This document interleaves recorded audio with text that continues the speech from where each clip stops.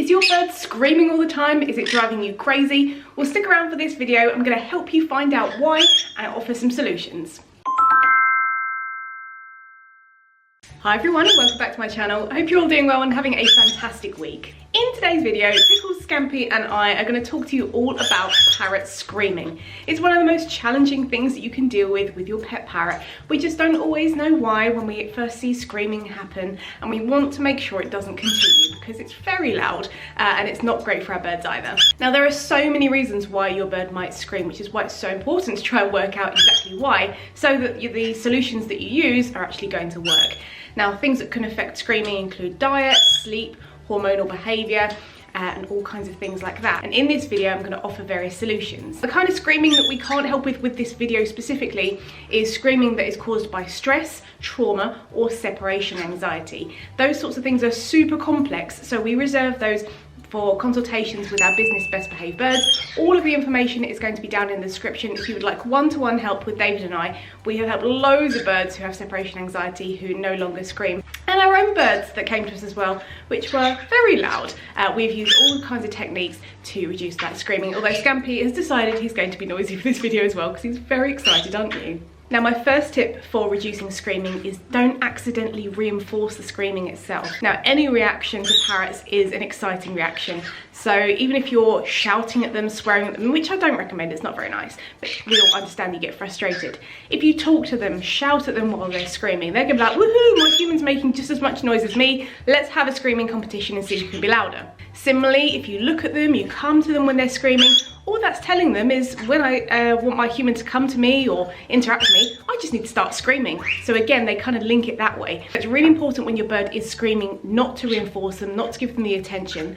But when they are quiet, that's when you can interact. That's when you can give them praise and treats and things, because that's what you want to see more of. The next way to keep your bird from screaming is to keep them engaged and busy, because if that beak is foraging and playing and things, it's not going to be screaming. It's incompatible with that. So we want to be teaching our birds how to play with toys. Again, I've got a video on that. Link is in the description and cards at the top. You also want to be teaching your bird to play independently as well, which is so important, so they don't have to rely on us for their entertainment. You want to be teaching your bird to forage. Again, I've got DIY foraging trays on my channel that you can give a go. And very importantly as well, making sure you're picking appropriate toys. We want to be picking toys that are easily shreddable. So for small birds, we're looking at solar, balsa, mahogany pods, cardboard, paper, palm leaf, all that kind of stuff that is really easy to shred. The kind of rule of thumb is if you can break it apart with your fingernail, that's a really good material for small birds. If the toys are too hard or they're made out of plastic and they can't be shredded, then your bird's not really going to interact with them. Now, there is an exception for that for things like out of cage toys or foraging wheels that are reusable, but generally speaking, we don't really want bells or plastic toys or super hardwood toys in our enclosures because our birds aren't going to get out of them what they need. Our birds need to be shredding, they need to be foraging and getting up to the right kind of mischief, and that is going to help them to stop screaming. Now, my third tip is to make sure that your bird is on a healthier diet. Diet plays a huge role in bird behaviour, more so than people realise. And if your bird is on a super high sugar or super high processed food diet, or it's quite unhealthy, or there's human foods, or there's too much of a certain thing, then you're going to run into problems and that's going to influence their behaviour. So if you can transition your bird onto a healthy diet by getting them to eat lots of whole foods and natural foods, then you're going to be a lot happier and they're going to have less of that excess energy from excess sugar and processed food in order to kind of exhibit that through screaming. Now, I have an example of what my conures eat in a day. Again, there's going to be various cards and links in the description, and also, of course, how to get your bird to eat vegetables. So make sure you're checking out the rest of the videos on my channel for lots more tips. Now, the next one is super important, and that is reducing hormonal behaviour. Hormones are a bit of a nightmare when it comes to birds. They kind of turn into these little demon children and they're very difficult to manage. And one of the ways that manifests is through screaming. So in order to reduce hormonal behaviour, we want to be, again, looking at the diet, but also make sure they're getting 12 hours of opportunity to sleep through 12 hours of darkness. They're not going to sleep for the whole time, but they need opportunity for it for their light cycle. Any less sleep and they will think it's breeding season, which is not a good thing. Again, when it comes to those appropriate toys, we don't want to be having mirrors in there because they don't understand their reflection and they just see it as another bird they either want to mate with or fight. Similarly, we don't want to give the impression that we want to mate with our birds, so make sure that you are petting your bird in an appropriate appropriate way, only around the head and the neck.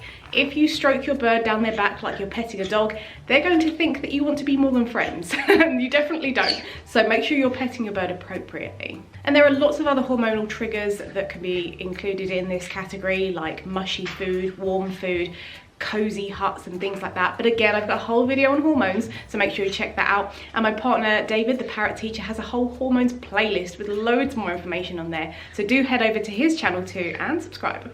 And my final tip in today's video, which of course is not the only tip, but there are just so many other things that you can include in trying to reduce screaming, is increasing the amount of physical and mental exercise for your birds, because a bird that is tired from doing all of this exercise is less likely to have excess energy in order to scream. We want our birds to be busy, as I mentioned before, and that's not only through foraging and things, but also mental and physical exercise. So when we're talking about that, we're thinking about problem solving, complex foraging, training your bird to recall and station or just fly around your home.